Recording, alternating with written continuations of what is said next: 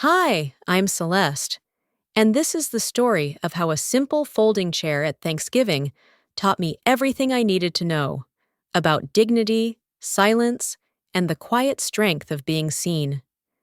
They gave my husband a seat by the buffet, like he was just an extra plate to count, not someone who advises the President of the United States. But what stung more wasn't the chair. It was watching the people I love shrink him to fit their comfort and realizing how often they'd done the same to me. Before we go any further, tell me, have you ever felt like an outsider in your own family? If yes, comment number 1. If no, comment number 0. This is a family drama you don't want to miss. They say Thanksgiving is for family, but sometimes it feels more like a performance you weren't cast in. The morning had that stillness right before company arrived. Too quiet, too expectant. The overcast sky pressed low above Bethesda, the kind that made even the maple leaves on the ground look unsure of their place. I tightened the belt of my coat and glanced at Isaiah, whose hands rested calmly on the steering wheel. His tie was straight, his shirt crisp, but there was that familiar steel behind his quiet. They said 10:30, I murmured, more to the dashboard than to him. He nodded once. We're early. Want to drive around a block? I shook my head. Number I'd rather not give them one more thing to whisper about. When we pulled up, the driveway was already full. Uncle Marvin's old Buick parked crooked, Lena's hybrid spotless as ever. As we stepped out, I adjusted Isaiah's collar without thinking. He caught my hand gently, smiled. It was the kind of smile that said, I know you're bracing for something. I squeezed his fingers once before we walked up the path. Mom opened the door with a brightness that made my eyes ache. There you are, she chirped, as if we were late, as if we hadn't been invited only yesterday afternoon. The house smelled of cinnamon, cloves, and calculation. Shoes off, please, she added quickly. You know how Lena is about her floors. I glanced past her. The dining room table stretched long and stiff under white lace and golden chargers. A centerpiece of orange gourds and tea lights took up most of the space. Of course, I said, stepping out of my boots.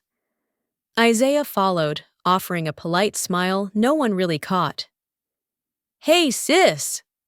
Lena's voice rang out like a wine glass tapped too hard. She walked over in a soft pink sweater dress, her hair in that styled just enough way. She gave me a half hug, then turned to Isaiah. So, this is the man in uniform? She asked, her eyes sweeping him head to toe. You clean up. Well, he said, with just enough warmth. Nice to see you too. She looped her arm through mine and whispered, Thought the army was less of a thing now. Don't kids just go to college these days? I stiffened. Isaiah had already moved toward the dining room, where all but one chair was occupied. Mom blinked. Oh, must have miscounted. There's a folding chair in the corner. Isaiah didn't flinch. He retrieved it, unfolded it beside the buffet table, and sat without a word. I stayed standing a moment too long. We passed plates, turkey, green beans, mashed potatoes. The rhythm of clinks and chatter filled the air, as if everything were fine. Isaiah reached for the gravy boat, handed it to Aunt Ruth, and nodded with that easy grace he carried everywhere. She smiled back, briefly. So, Lena leaned across, are you still doing that admin job? I work with the chief of staff, he replied. His tone was even, polite. A chuckle passed around. My cousin Troy said something under his breath about government assistance and clipboards. Mom laughed lightly. Sounds impressive, she said, like it was a question. I kept chewing. I didn't look at Isaiah, because I knew his face wouldn't show a thing. A knock sounded at the door. Uncle Marvin got up and opened it. A neighbor's teenage son stood outside, holding a phone. "Delivery guy says someone left their lights on." "Must be yours," Troy pointed at Isaiah. "Looks like a rideshare car anyway." No one corrected him. Isaiah stood slowly, excused himself, and walked outside.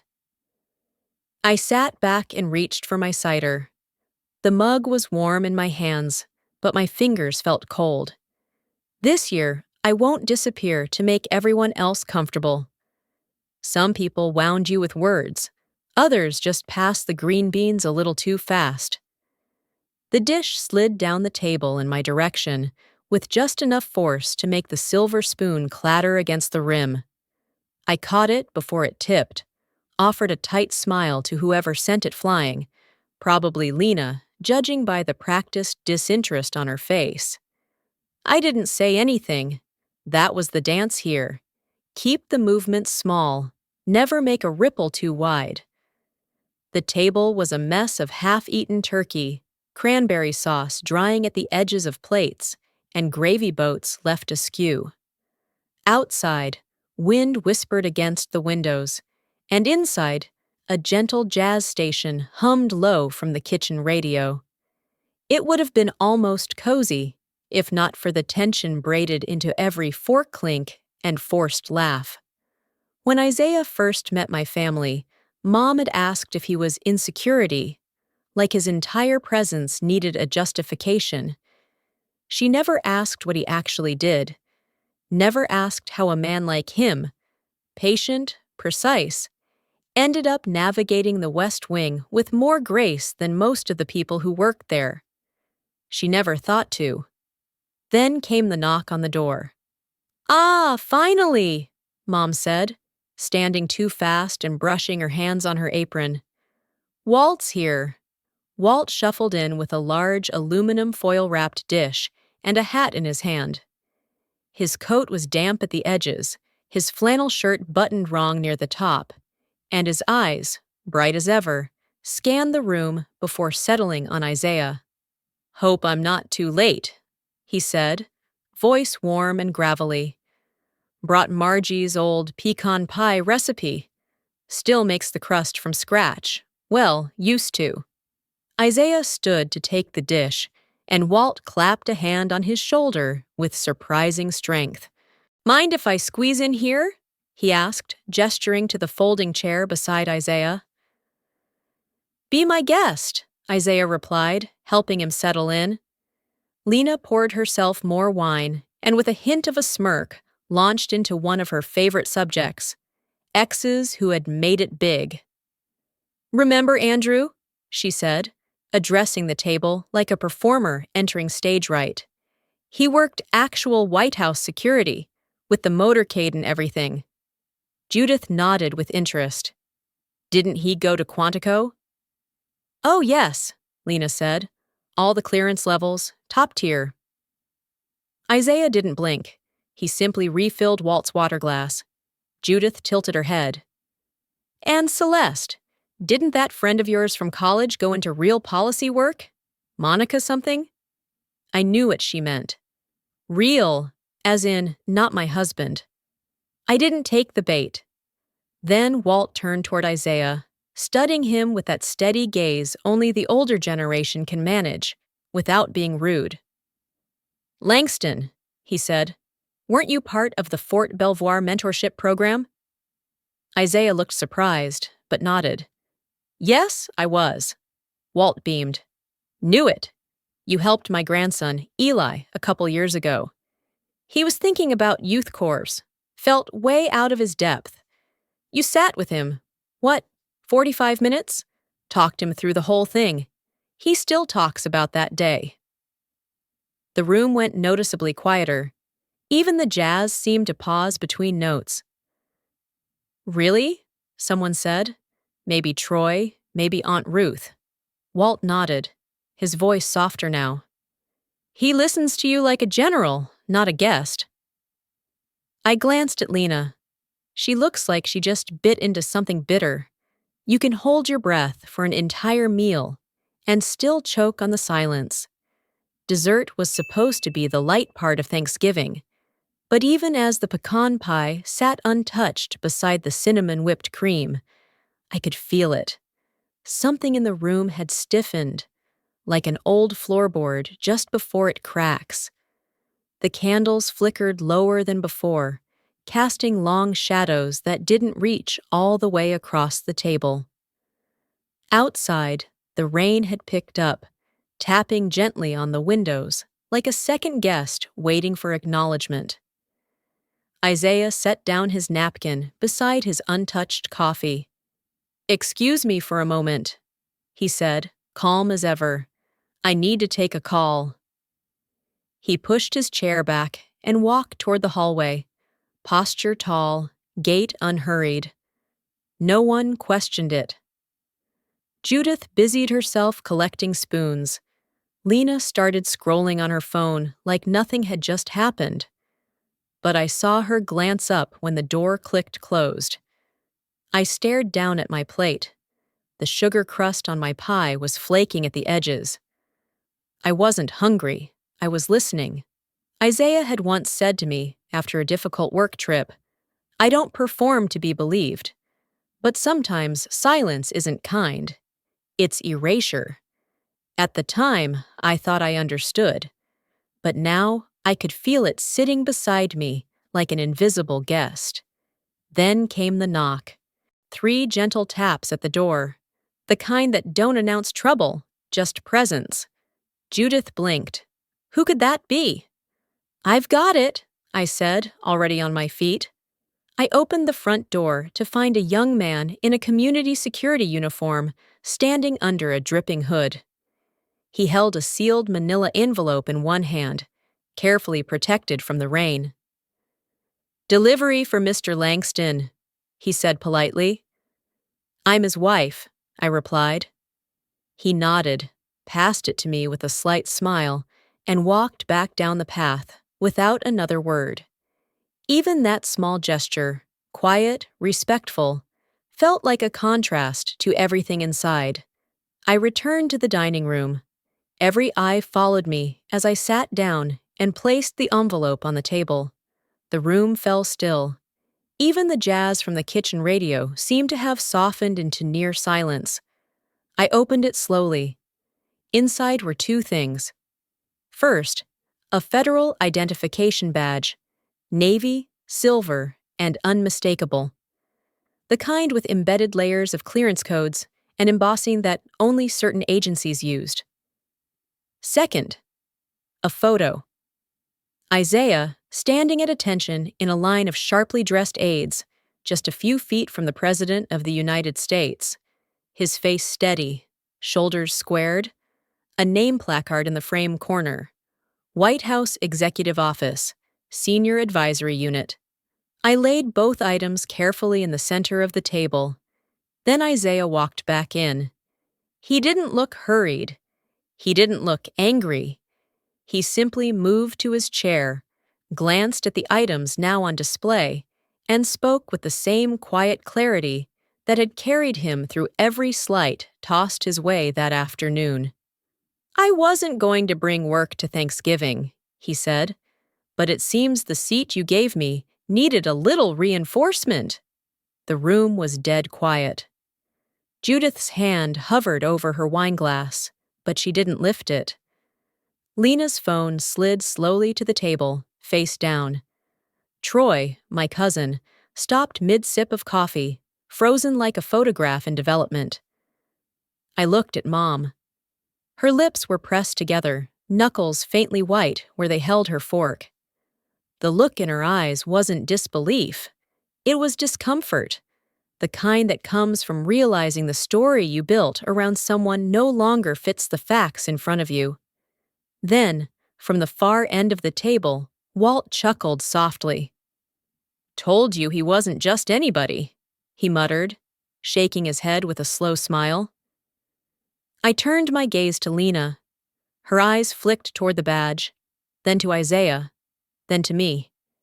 She looked like she had bitten into something too sour for her carefully arranged expression. There were no words of apology. None were expected. But the bitterness on her face spoke more clearly than she ever had. Mom stares at the badge, then at me. For once, she says nothing at all. No one tells you how loud silence can get after the truth has been spoken. We'd migrated to the living room like pilgrims after a long, uncertain journey, some clutching mugs of tea or decaf, others pretending to tidy dessert plates that no one had asked to be cleared. The rain outside tapped steadily on the windows, a constant rhythm that made every shuffle of a foot or clink of porcelain seem exaggerated. The couch cushions sighed when people sat down, but no one did so quickly, as if we weren't sure who was allowed to take up which space now. Isaiah sat beside Walt near the fireplace, the two of them in quiet conversation. Walt leaned slightly forward, elbows on his knees, his cane resting against the wall. I could hear snippets of it. Veterans services, paperwork delays, something about a voicemail Walt had left 3 times without a reply. Isaiah listened without interruption, his hands wrapped loosely around a mug of chamomile tea. Mom sat across from me on the floral love seat, ankles crossed, her back too straight for comfort. Her hand kept smoothing over her lap, fingers restless like something inside her needed to move even if her words didn't. She had poured herself a fresh cup of tea, but hadn't taken a sip. I recognized the pattern.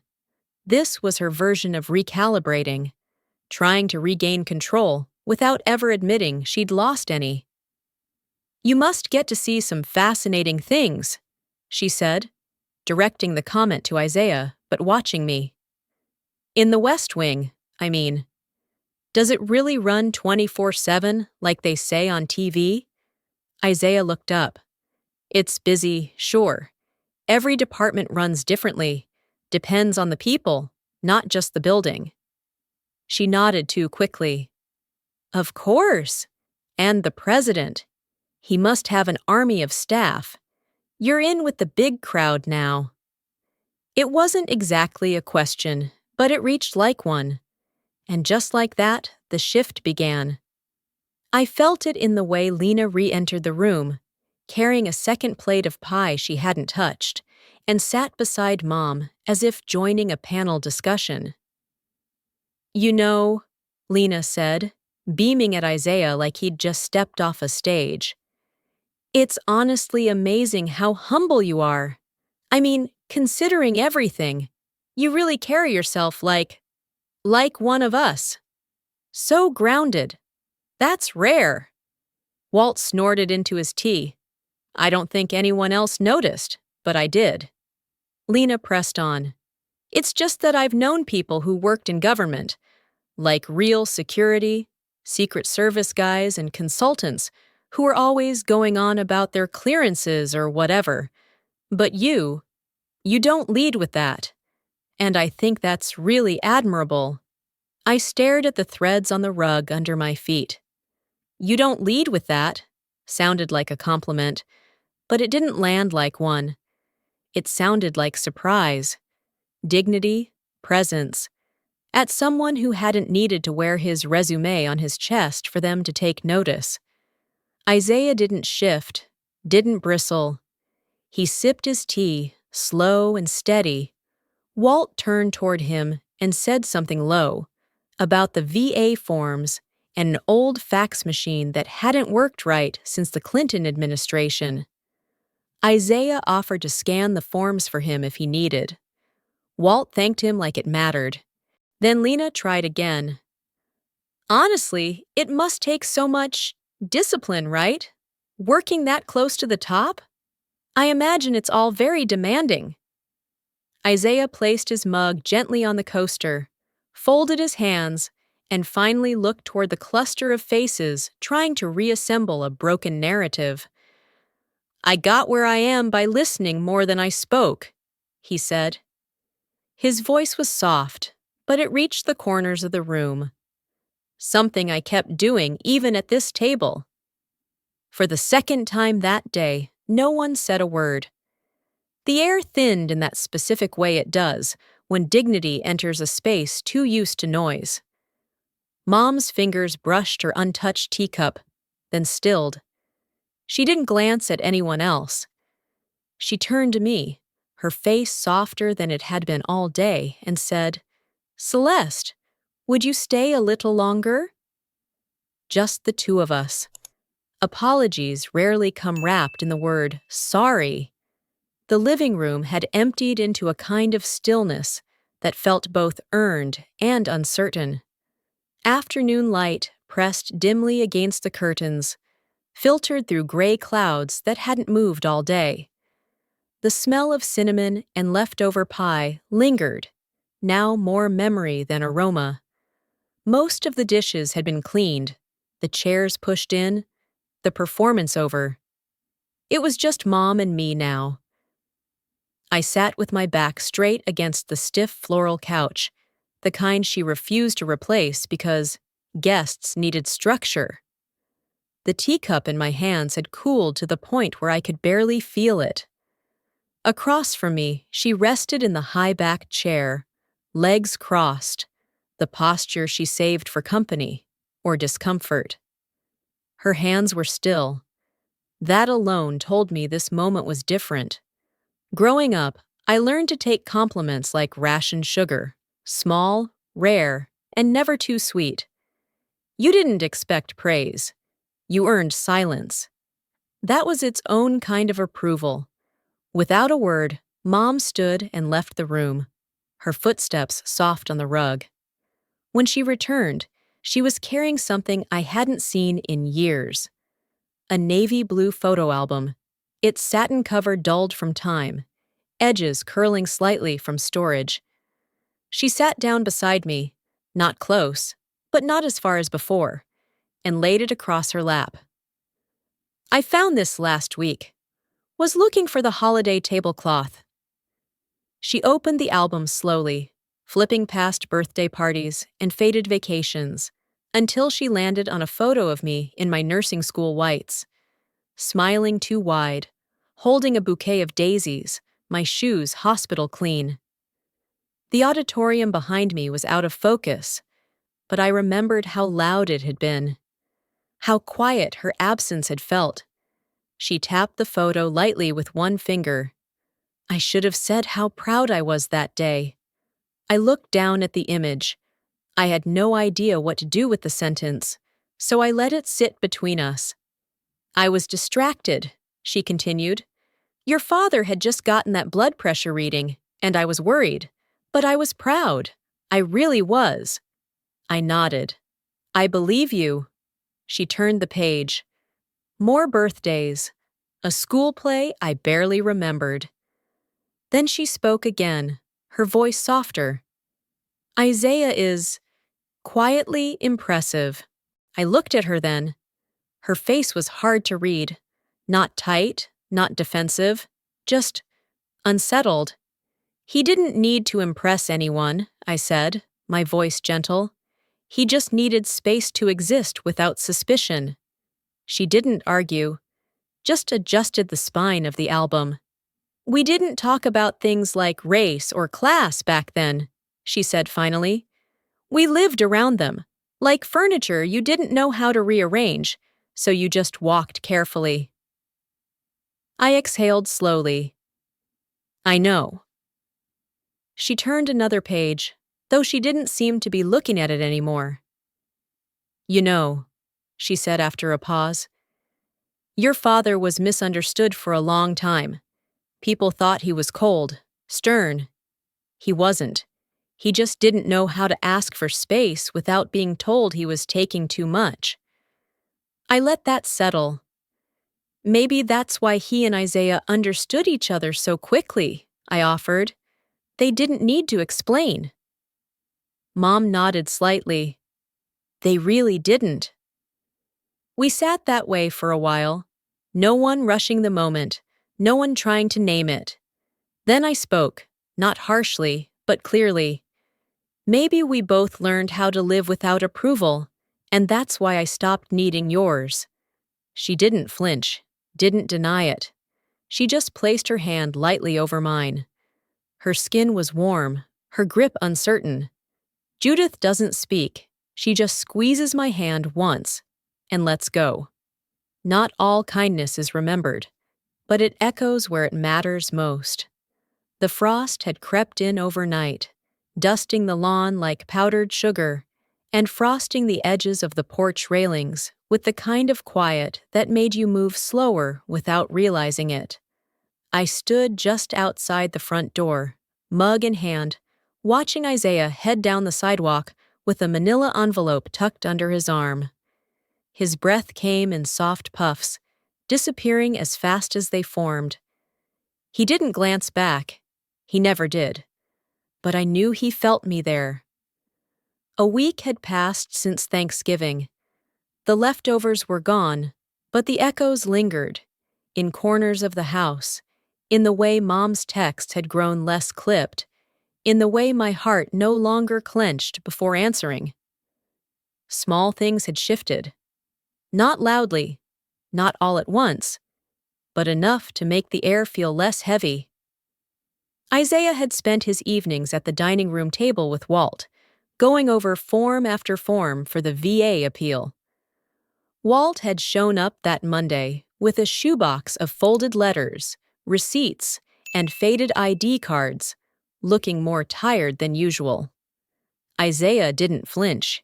He just made a list, printed everything in 14-point font, and added sticky notes with gentle reminders. Sign here. Attach this. Ask your doctor for a copy. Walt had muttered something about how no one ever teaches you how to ask for help when you're past 70, and Isaiah, without lifting his pen, had said, "That's because they assume you won't." Now he was on his way to mail the packet.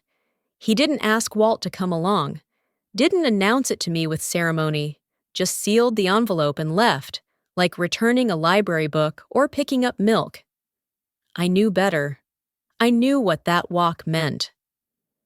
At the post office, I heard later, the clerk had called him Sir, without hesitation. Not the kind of sir you use to patronize, but the kind that comes from recognizing steadiness when it walks through the door. Walt had been waiting on our porch when Isaiah got back. The old man looked at the receipt in Isaiah's hand like it was a medal. "You didn't have to do this," he said quietly, the way men of his generation did when gratitude felt too raw. Isaiah smiled, simple and sure. "That's exactly why I did." Later that day, I sat with my journal open, the late afternoon light slanting across the kitchen table in soft amber stripes. I flipped past grocery lists and half-written thoughts until I found a clean page and wrote, "The man they underestimated didn't raise his voice. He just raised the bar."